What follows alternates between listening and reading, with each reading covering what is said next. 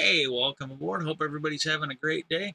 I want to thank everyone for helping me meet my last goal. The new goal is to get 25 subscribers. So if you want to help out the channel, go ahead and hit that subscribe button and hit the like button and share it with your friends. Let's get going. The topic of this one, again, I think this is going to be the last one, but the topic for this one is going to be, again, some of the stuff I'm seeing online in regards to Biden's speech calling out, the fascists. I wished he'd have called it out as terrorism as well, but fascists, at least we're moving in the right direction. But some fallout from that because there are people that are on the internet that genuinely do not seem to understand why they're getting lumped into this. So let's talk about that. If you want, you can look at some of the early. I talk about stuff going back. This is not a new thing, but the head of it came when the armed terrorists attacked the Capitol. They built the gallows, and that was in an earlier video. They showed up in force. They showed up with weapons. They left plenty of evidence, and some of the stuff that's gone on with the DOJ, you really got to ask if Garland is the right guy for the job. Some things he's done great, but some of the charges. I mean, there were people that went in there and broke into the Capitol that got less time in jail than people that filed a challenge ballot. They did not vote wrong. They thought they could vote. Maybe they did it on purpose. I don't know, but they didn't violently attack the Capitol. They did not build a gallows at the Capitol. They did not violently go in and threaten violence on the vice president and members of the House and Senate. And they got less time than people that just, they got like, 5 years. And people that actually violently attacked the Capitol, some of them got no time in jail. They got probation. Some of them were allowed to go on vacation while they awaited trial, leaving the country. I mean, none of this made any sense. It really didn't. And there's a lot of them they don't understand. Well, they're still voting Republican. They're still supporting them. They're still donating to them. And they don't understand why they're being lumped into it. You're enabling them. You are absolutely enabling. You are making it possible. And I seriously think, especially when you look at what happened to Alex Jones, where he was held accountable for the lies he told and the effects it had on the families of like Sandy Hook.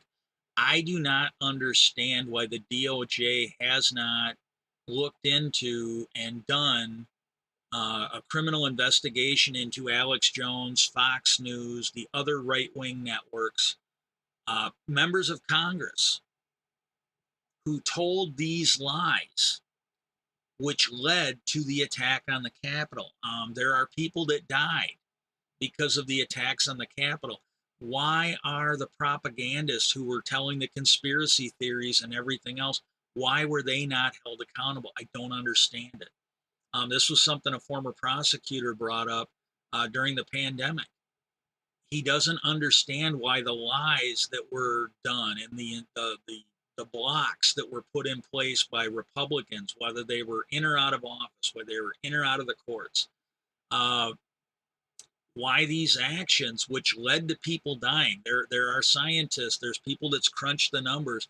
They have said of something like the over 1 million people that died of COVID, something like a third of them did not have to die if there wouldn't have been all this misinformation. Why is Fox News, Alex Jones, and the others not being held accountable for those deaths? I don't, I mean, if it was an accident, that's one thing, but these people were doing this clearly to push a political agenda, clearly to help steal elections, and clearly to stay in power. They need to be held accountable for this, and we just don't see it happening. And the one thing I want, this might get the video knocked down. If that's the case, so be it. But there's one thing I want to add to this because you got these people, they just don't seem to understand. And there's a scene from a movie that I think explains it really good. Okay, this here, I don't have to play the video, so I should be a little safer. But every conversation between a Trump supporter and opposer, I believe in the Grail, not the swastika. You stood up to be counted with the enemy of everything the Grail stands for. Who gives a damn what you think?